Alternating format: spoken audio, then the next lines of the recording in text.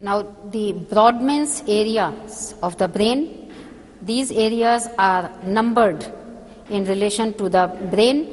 The area, the precentral gyrus, is known as area 4, and the area in front of precentral gyrus is area 6 and area 8. In relation to the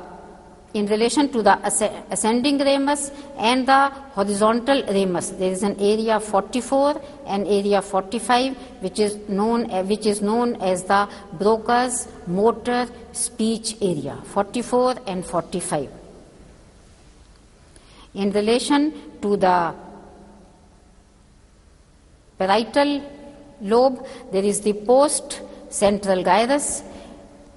This area is known as area 3, 1 and 2, and the body is represented upside down in both the motor areas as well as the sensory areas. The lower limb in the motor area is represented on the medial side.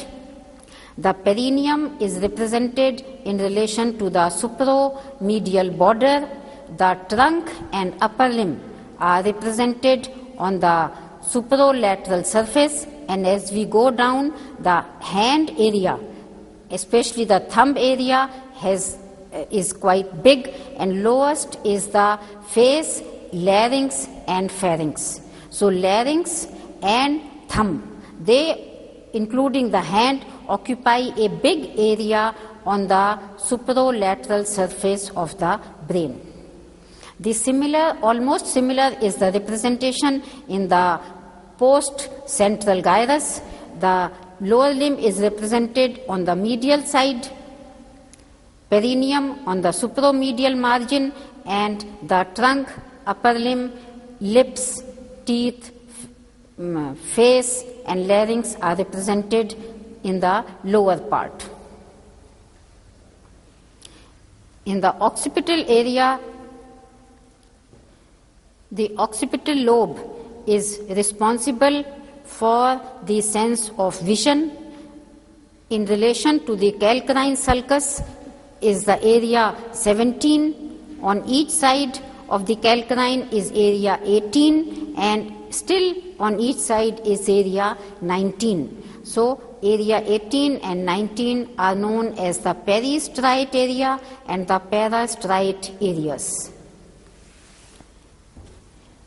In relation to the posterior ramus of the lateral sulcus, this particular gyrus is the superior temporal gyrus. In the superior temporal gyrus is the area for hearing, area 41, 42, and on a posterior side is area 22. So 41, 42 is the primary auditory areas, and this is the 22 is the association auditory area.